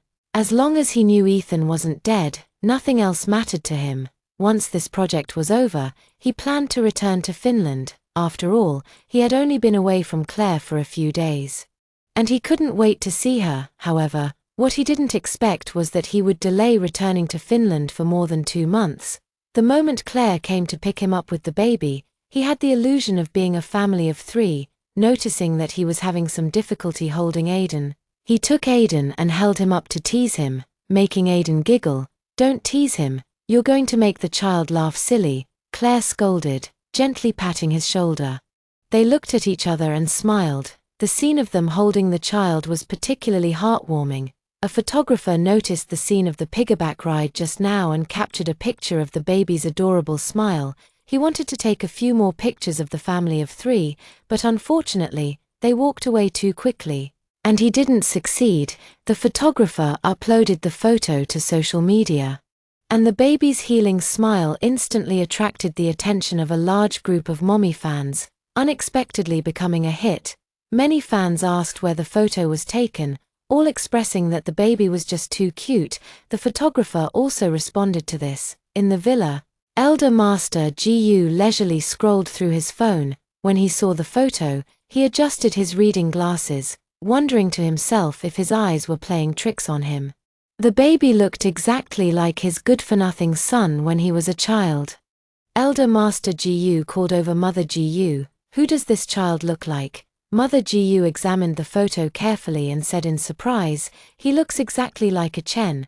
Could he have an illegitimate child outside?" At this thought, their expressions immediately became very serious. In the end, this matter still reached Ji-Yu Ryu's ears, and Ji-Yu Ryu vaguely had an answer in his heart. This should be the child born to his former sister-in-law. Back then, the matter of Claire's pregnancy was not told to his parents by him and Ethan, because he was afraid that his parents would be angered by that insensible son, and Ethan probably felt that this was a shameful thing. After all, his wife ran away with the child. At the thought of his younger brother, Ji-Yu Ryu Still in the hospital, dejected and frustrated, he was filled with annoyance, but he couldn't just watch him lying there like a pile of mud. So he decided to go to the hospital and personally tell Ethan this news. Inside the villa, Nathan was sitting on the sofa watching educational cartoons with Aiden, dozing off. Suddenly, a phone call came in. After listening to the content, he instantly woke up, his face as gloomy as a gathering storm. Claire noticed his serious expression and was about to ask him what was wrong, but he had already started walking towards him. Yoon ran. Yi-chen knows about Aiden's existence. A photographer took a picture of Aiden at the airport, and I'm afraid our location can't be hidden anymore. His eyelashes trembled slightly, and sensing Claire's unease, he gently embraced him, patted his back, and comforted him. Don't worry, I'm here. He's injured and hospitalized now, and probably won't be discharged anytime soon. Nathan casually mentioned Ethan's injuries. He had already found out that Ethan had suffered multiple fractures and kidney damage from jumping off the building. A cold glint flashed in his eyes. Even if Ethan really came, he wouldn't be afraid. His only worry was that Claire would be shaken by it. It seemed that Ethan was unable to move at all, and if this continued, his body might not be able to hold on. Claire didn't say anything more. He cherished the peaceful life he had now. It had been a long time since he had thought of Ethan. Even if they met again, what could they say? He had nothing left to say to him. Everything that could be said had been said on the day he left. For the rest of his life, he would have nothing to do with him. He lay in bed coaxing Aiden to sleep, while Nathan silently watched over them, their hearts filled with tenderness. The man, who had been lying lifelessly in a hospital bed back in China, now had a spark rekindled in his eyes. However, his current physical condition was too poor for him to be discharged from the hospital. But for Ji-Yu-Ryu, none of that mattered. He only wanted to help her rediscover the will to live. From the day Claire left, he lived in pain every day, constantly questioning himself. Didn't she love him too? How could she abandon him so resolutely? They even had a child together. Even if bones are broken, tendons are still connected. He hid at home, numbing himself, finding brief peace only when he was in their room, inhaling the familiar scent. It was as if she was still by his side, never having left, but each time he woke up, he would only break down further. Under this mental torment, his emotions fluctuated, sometimes euphoric, sometimes depressed. He allowed himself to lose control, even realizing that he might be sick. But he thought, perhaps being sick was good. Maybe she would feel sorry for him if she knew. And maybe she would come back to him. However, the truth was that she never contacted him. He was like a living corpse, trapped in his own world, unable to escape. Now, knowing that he was in Finland and had given birth to his child, his dying heart was revived. He rekindled his desire to live and decided to go find him and the child. He wanted to reconcile with him and restore their former family. Ji-Yu-Ryu looked at his state and immediately understood his plan. Sighing softly, if she had known this would be the ending, why had he made that choice in the first place? Yi-chen, take care of your health first, in your current state. You don't resemble your former self at all. Which woman wouldn't be scared away? Ji-Yu-Ryu only hoped that he could pull himself together and not continue to be so depressed. Sis, do you think he will ever forgive me? Is there any chance I can salvage this? He didn't answer, only nodded gently. Although she knew that a stubborn woman like Claire would never turn back, he couldn't tell him the truth. He had finally rekindled his desire to live, and although he was disappointed in his weakness, they were still family after all. If it were someone else, he would just think that the scumbag deserved it. Everything was self-inflicted, and ultimately, people are biased. He softly comforted him. Take good care of yourself, and when you recover, you'll have more opportunities. Ji-Yu-Ryu gave a few instructions, telling the people around him to take good care of him, and then turned and left the room. Lying on the hospital bed, he could no longer control his emotions. Tears streaming down his face, filled with remorse, he curled up in the corner of the bed, covering himself tightly with the quilt. Yoon ran, I really miss you so much. His voice choked with sobs as he realized he had personally ruined the girl he once cherished in his hands. For him, she gave up everything at the peak of her career, just to be with him forever and no longer endure the pain of separation. Claire was actually very serious about their relationship. But his temporary infatuation with Chen Man completely disrupted their life trajectory. Chen Man's performance in bed was always bold and passionate, always stirring his desires. With her, he experienced completely different sensations, a situation he could control at will, which was completely different from the careful attitude he had with Yun Ran. She became the dominant one, and coupled with Chen Man's alluring figure, he was willing to indulge this little lover, her by proposing. He thought Chloe should understand that from the day they established their relationship, he had said that the person he loved most was his wife, but he was also addicted to the excitement Chen Man brought, simply having physical desires for her, nothing more. He thought he could have two worlds at the same time, maintaining both his family and the outside relationship, but he overlooked Chen Man's greed and Claire's decisiveness. As a result, everything became unmanageable. His wife disappeared with their unborn child, and in just one day, he lost the most precious person in his life. In a house in a small Finnish town, Claire looked at the hickeys on his body with a headache, cursing himself for being blinded by alcohol. Last night, he and Nathan had an inappropriate intimate encounter. Now his back was aching severely, and he couldn't help but kick the man who was sleeping soundly while embracing him.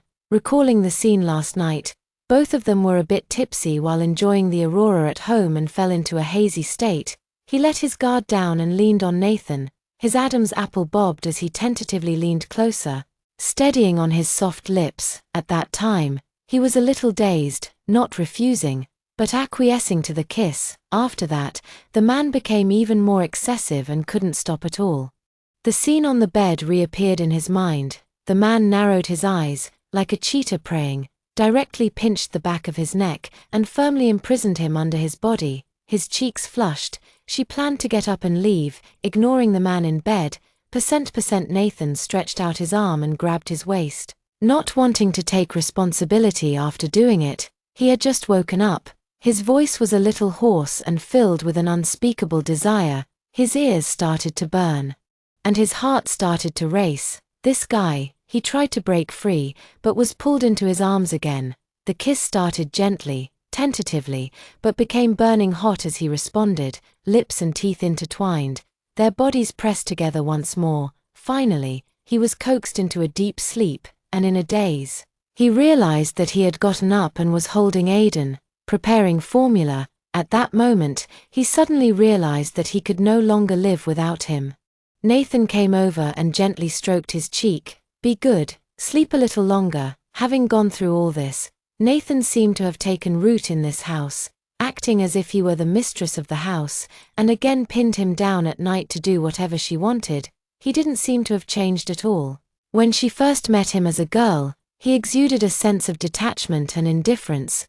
Claire's colleague had bet him that Nathan looked like an ascetic, exuding an aura of indifference, and was probably incapable. He didn't believe it, and threw a wink at him on the stage, and in that moment, he captured the hidden flame in his eyes. How could this be incapable? Claire triumphantly corrected her colleague's judgment backstage, only to be called into the lounge by Nathan, where she was greeted by his forceful and domineering kiss. From then on, she was entangled with this nemesis for 2 whole years. As she held his lean but powerful waist, her pupils slightly constricted, and she patted her face, thinking, it's not that he can't, it's that he's too capable. It's truly baffling how he manages to balance work and life, full of energy every day, exhausting her to the point of collapse. He originally wanted to laze around at home catching up on sleep during the weekend, but he was coaxed out of bed, insisting on taking him to catch king crabs. After boarding the cruise ship, he discovered that he had actually brought him and the baby to Hardangerfjord. Although close to the Arctic Circle, the climate here is unusually mild and humid, with continuous mountain ranges on both sides, surrounded by clouds and mist. The hazy water vapor makes the scenery even more tender and sweet. He asked curiously, "Didn't you say we were going to catch king crabs?" He joked, "I'm not crazy yet. How could Aiden endure that at such a young age? Let's go to my winery. It's flower season now. You'll definitely love it." After saying that, he casually tidied his hair and straightened his collar. "Let's go back to the room. It will take a while to get there." When he arrived at the manor, he thought it would be a winery, but unexpectedly it was a cider house. The trees were full of blossoms, the fragrance was delicate, and bees and butterflies danced in the air. She was surprised that such a paradise could be hidden so close to the Arctic Circle. After standing there for only a moment, her dress was covered in fragrance.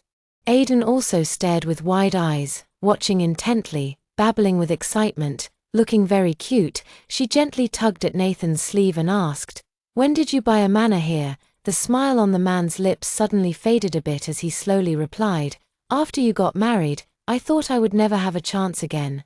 Later, I developed a drinking habit and planned to find a place to live out my days in a drunken stupor.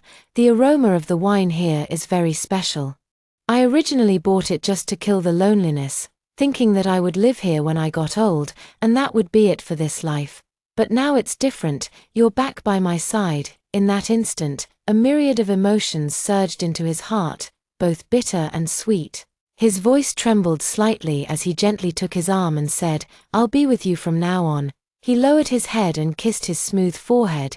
"Yeah, there will be an old lady with me from now on." He was amused by him. Not noticing that he took the opportunity to put a ring on his finger. "Your finger is now mine.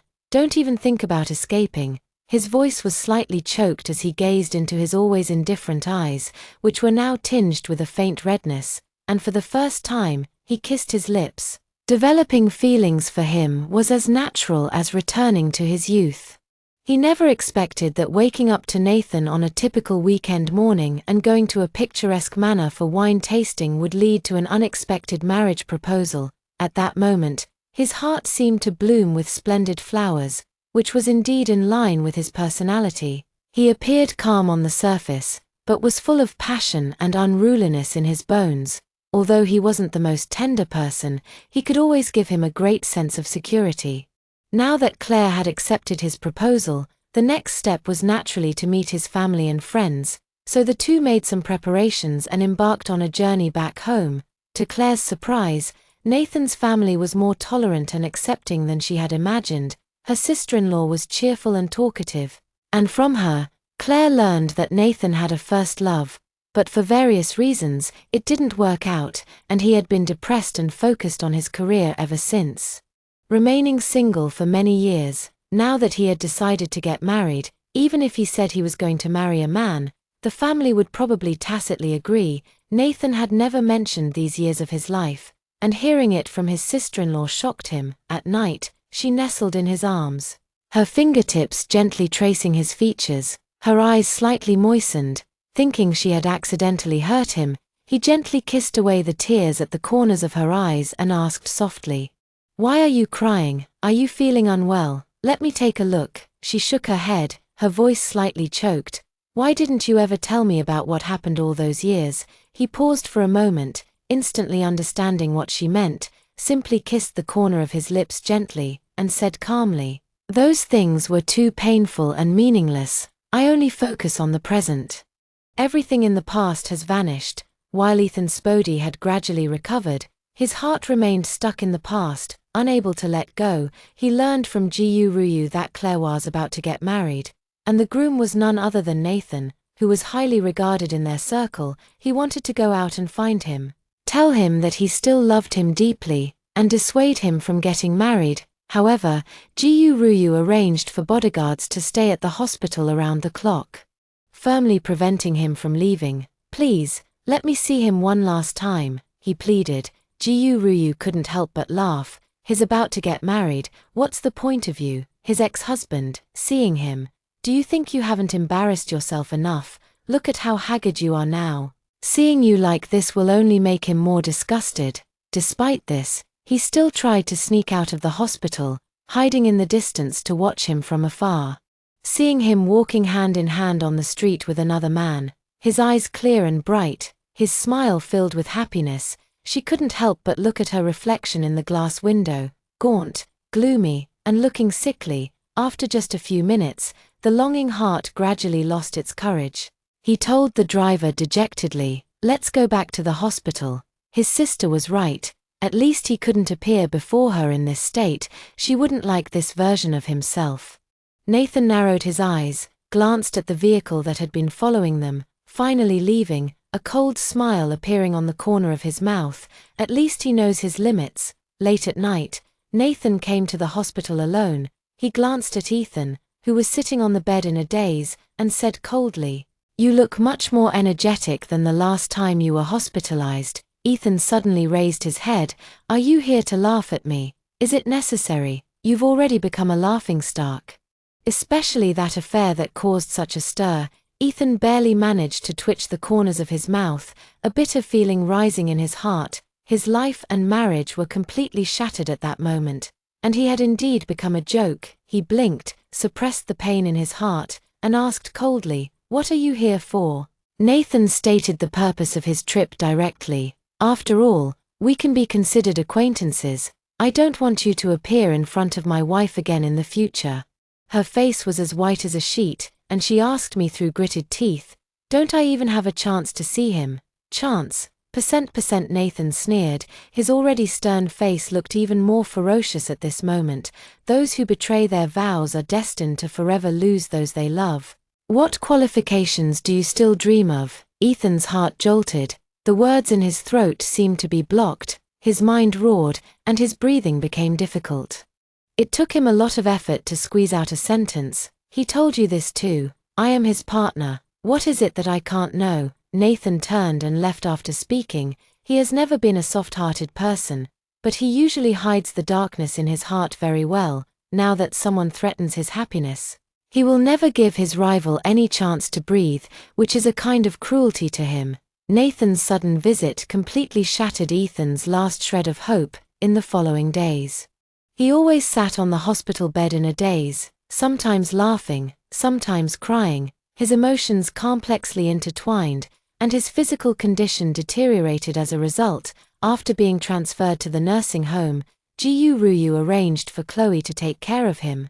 She now watches over him like a housekeeper. Their lives already fragmented, he now only wants to reap more benefits from the Gu family's big tree. After all, he can no longer survive outside. Whenever his name is mentioned, he is like a rat crossing the street, hated by everyone. If he had the chance to leave, he would have left long ago. When Ethan's consciousness is blurred, she would gently call him Yunran, and he would only respond numbly. One day, he secretly overheard the content of Ryu's phone call with Gu's parents at the corner of the corridor, and roughly understood Madame Gu's idea. Perhaps getting Ethan married and having a child could improve his condition. The thought grew wildly in his heart like weeds. Wasn't this the best time for him to cling to the Gu family? Although he no longer had love for Ethan, he still craved money. After calculation, the effect of the contraceptive injection he had taken before had worn off. When Ethan was once again muddled and mistook him for Claire, he secretly drugged Ethan, and the two had intercourse. Soon after, he began to experience pregnancy symptoms, so he confronted Rui, only to be met with a mocking remark, "You are quite the character." In any case, all Ryu had to do was fulfill the wishes of the elders. In Ethan's current state, what good girl would be interested in him? So, he went through the marriage registration procedures for the two of them. Chloe would still come to accompany Ethan, but his treatment was obviously not as good as before. In his confused moments, he still impersonated Claire. He told him that he was going to be a father. The joy on the man's face reminded him of the sweet times they once had, when the two were entangled in bed again. Chen Man's bold teasing made him suddenly alert. "You are not Yunran. She wouldn't play these tricks. Who are you? Tell me, who are you?" Chloe's neck was suddenly grabbed, almost suffocating her to death. But Rui's unexpected visit saved his life. Looking at the disheveled appearance of the two, anyone with a little discernment could guess what had happened.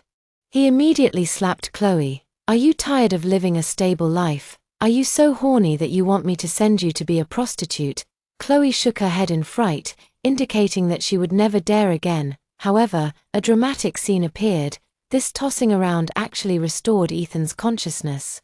He looked at Chen Man's slightly bulging abdomen, recalling the absurd things he had done these days, and felt a bitter taste in his heart. When Chloe came to the ward again, he asked wearily, "What exactly do you want?" "Money, a house, I can give you anything." "But I don't want this child, he already has his own child, what does Chen-man's child even count for?" After learning about this, Father Ji-yu and Mother Ji-yu were extremely firm in their stance, refusing to let them separate no matter what, and even using filial piety as a reason. They strongly demanded that she keep the child. Ethan's wishes seemed to be completely ignored.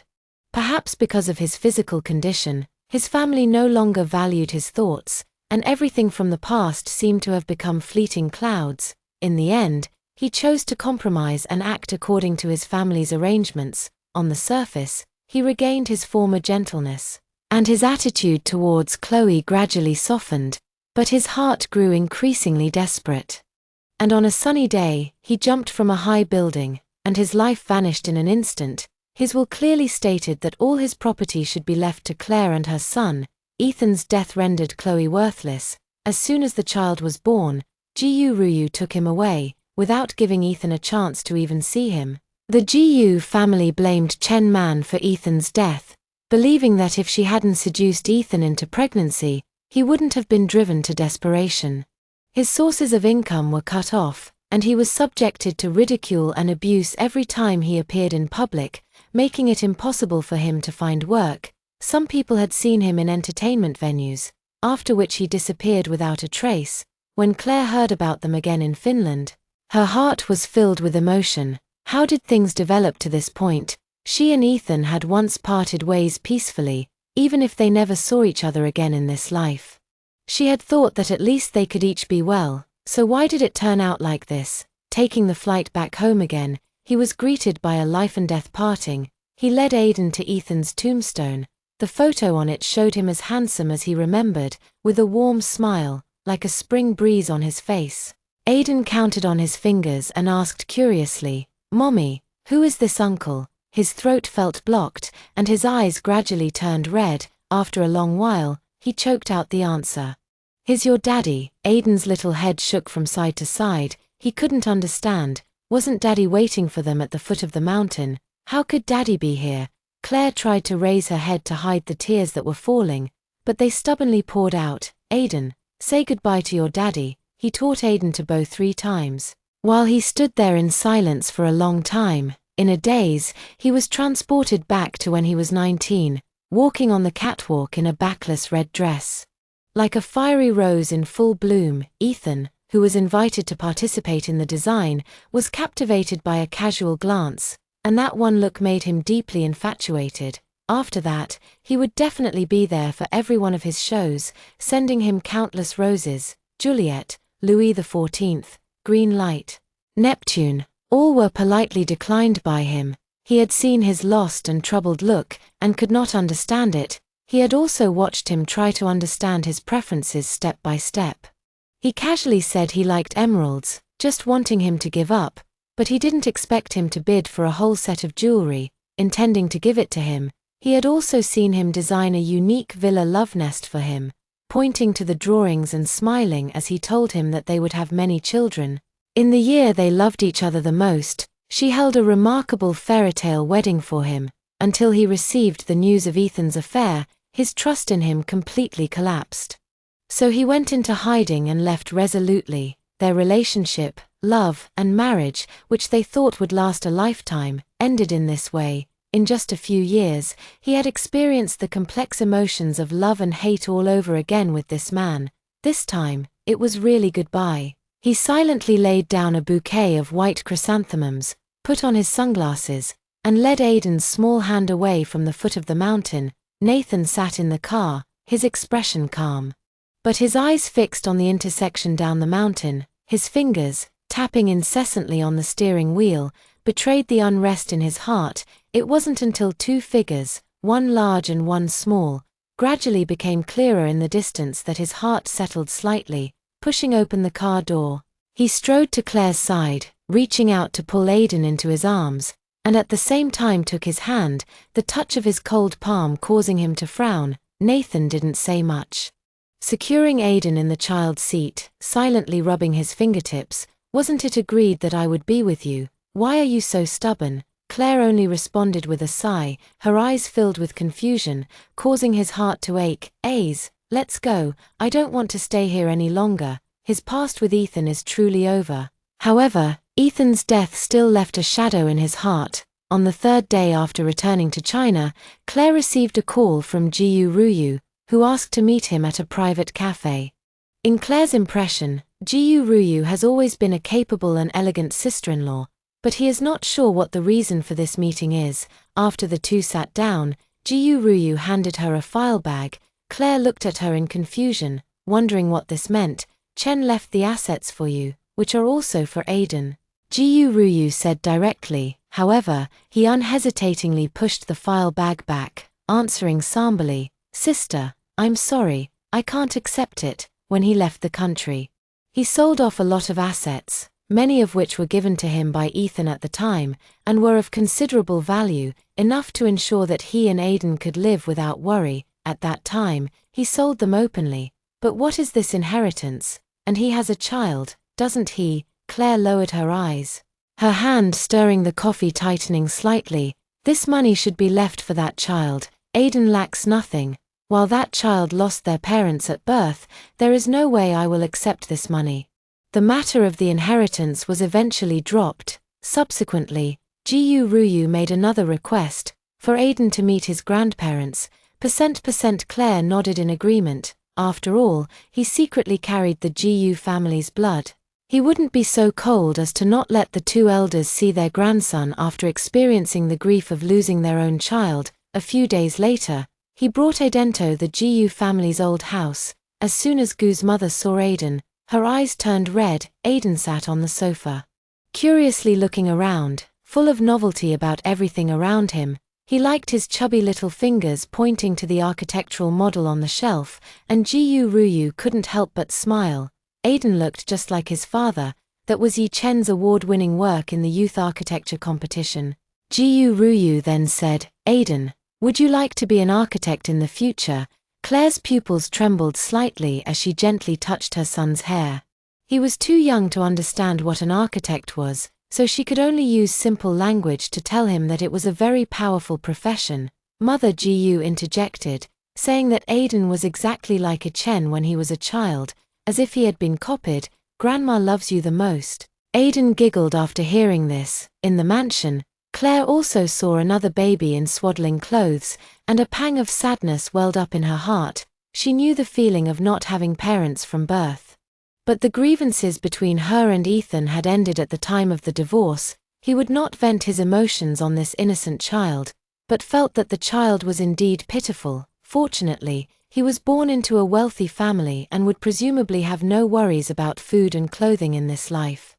Now that Ji Ruyu's request had been fulfilled, promising to bring the child to visit his grandparents every year, Claire had no more attachments in China and boarded the flight back to Finland.